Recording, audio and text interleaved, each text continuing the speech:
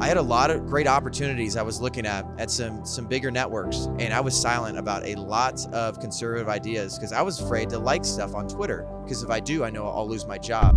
How do we inspire young people to do the next phenomenal, great things? Well, first and foremost, be grounded in your faith. I'm always going to share about my faith and just say, hey, Jesus is the same yesterday, today, and always. And you can't compromise on your faith, on your values. You can't start justifying things after thing after thing, because you're ultimately going to feel empty.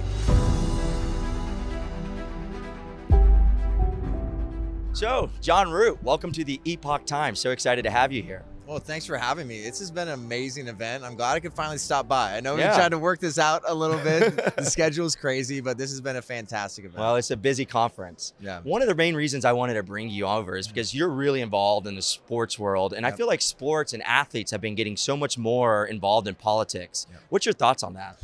Well, there's a lot of people getting involved and being pretty vocal about leftist activism.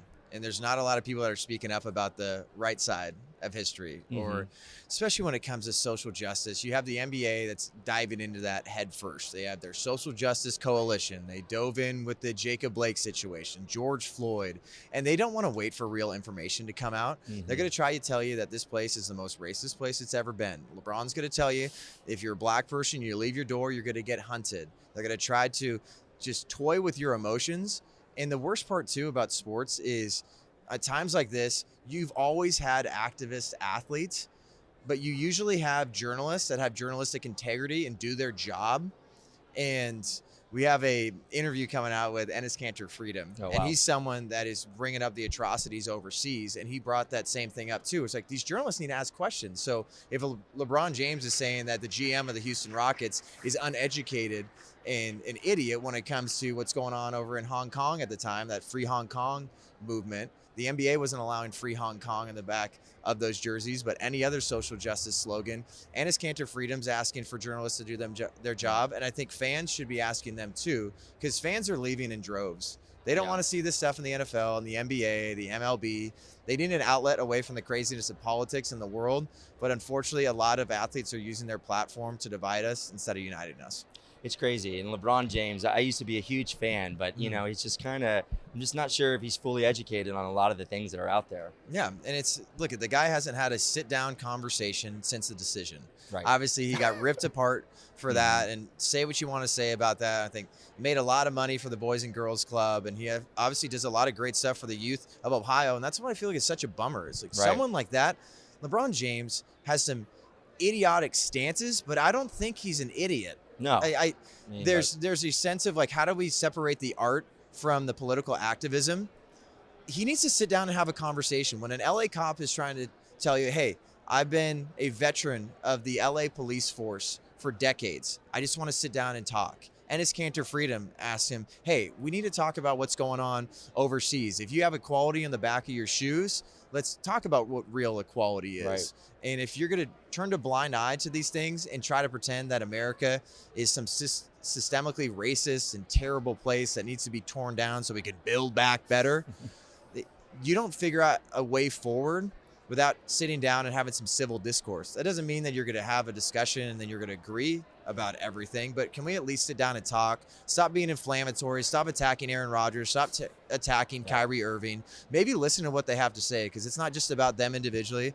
They're representing all these other players that can't speak up for themselves, and basically millions of Americans that want us to speak up about stuff that is not some left-wing indoctrination aimed at dividing. Well, Kyrie's back. So what's your thoughts on that? I mean, I saw your post about that, and it's so true. He held strong, and now they're saying he's back.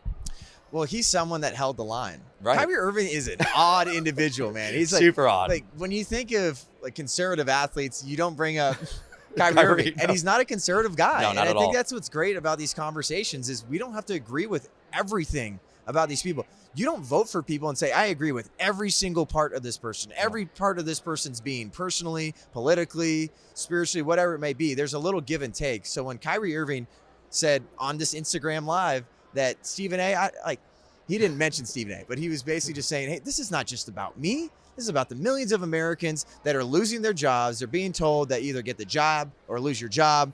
And he lost a lot of battles. He was losing money every single game. A lot of people forget that they get game checks. And this is probably hurting him sponsorship-wise. I haven't really heard too many details about that. But he became almost uncancelable.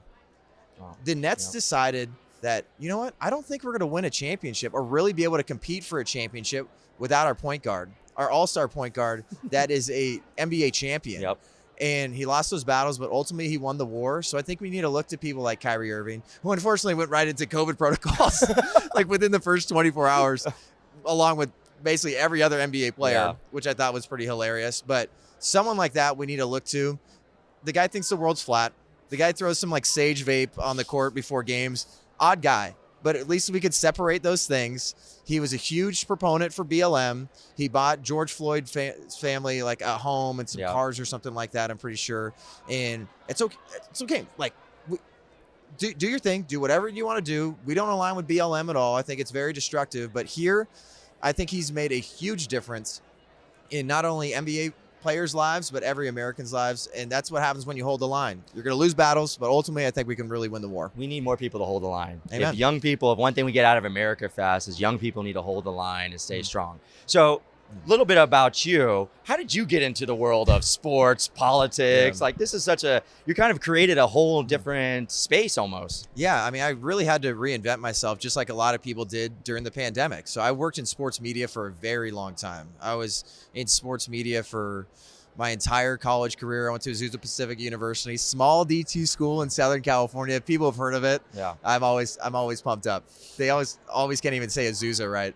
Like, Azusa? But I played football there. I studied communications and journalism. I interned at a lot of big news stations, and I always wanted to be in sports media. And I wanted to be in sports media because it was an outlet away from politics, the craziness of life. There's always a little bit of a crossover, but man, like a lot of people's story, when 2016 was coming around, that election, I was always, I understood politics, but it wasn't really my life. I didn't really feel like I needed to get into it too much.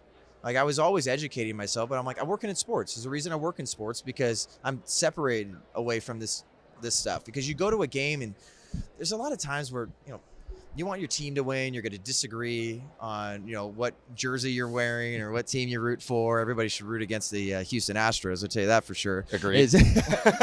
But there was a reason I worked in sports. And then leftist politics. When people just say politics in sports, no, it's leftist politics in sports that have ruined sports. And they weren't just seeping in sports. They were flooding into sports.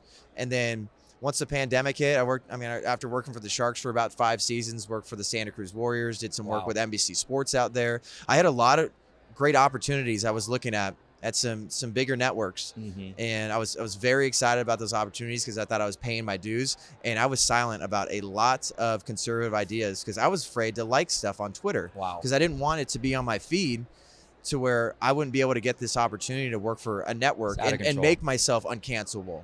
That's what happens with a lot of people in these workforces or these players, and they're trying to figure out, well, I can't really stand up for this yet because if I do, I know I'll lose my job. And I know Charlie's pretty articulate about that stuff too, where sometimes it's not the best time. You got to be, you can't just go out guns blazing and then just say, well, I can't believe I got canceled. I can't believe I don't get a job. But for me, I totally reinvented myself at the pandemic hit. I moved out to Phoenix. I had no idea Turning Point USA HQ was out there, to be completely honest. And then I got canceled. I was working for a company called Fanatics. I went to the gym without a mask. How dare I? But it was completely legal. We had Governor Ducey out in Arizona that said businesses and individuals, you can decide for yourself. And then I posted a gym mirror selfie. Those never look good, by the way. And I did put that in the caption. Said these never look good, and I never post these gym mirror selfies. But if I do, it's to celebrate we have freedom and the opportunity to decide for ourselves. Canceled. That's when I went to Turning Point. I'm like, sports. You're hearing the leftist side of sports. I'm going to give you the right side. I'll host TPU USA Live. Let's start spreading the truth. And I'm unapologetic and unafraid to share my conservative values. Took a lot of heat, just like a lot of people have, but it's been 100% worth it. Wow. For me personally, I'm a big sports fan, and having a space to kind of have where you can feel like conservative values are in on the people that are talking about it is so huge for us. Last question. So my show in particular is about how do we inspire young people to do the next phenomenal, great things. What's your message to young people and everyone here at AmericaFest? Well, first and foremost, be grounded in your faith. I think a lot of people, they look to worldly things that don't have a solid foundation. Just look at the left. I mean, they are just ingrained in the world, and the goalpost is constantly going to change. If you have people of this world, humans trying to tell you what morality is, what truth is, you need to go to a place where I'm always going to share about my faith and Right. just say, hey, Jesus is the same yesterday, today, and always. The left's not going to be like that. The world's not going to be like that. They're going to try to tell you what's okay. And you can't compromise on your faith, on your values. You can't start justifying things after thing after thing, because you're ultimately going to feel empty. Yeah. Where sports, it's going to provide you, a little separation from the world. You can have a good time, or these little worldly things you can feel filled up a little bit. Mm-hmm. But I think until people really feel the Holy Spirit and they can feel that faith and relationship with Christ, that's what I think ultimately people need, because people are looking for community, and people should be finding that in the church. The church should be stepping up in a lot of different ways, but luckily God provided different outlets like sports and shows like this where we can freely talk about what we want to talk about. But we're not of this world at all. We're in it.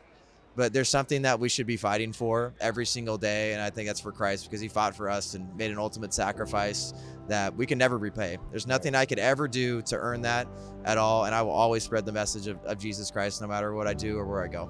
Well, that's probably the best and most powerful message you can spread. So, John, thank you so much for stopping by the Epoch Times. We really appreciate it. Thanks for having me, brother. Absolutely.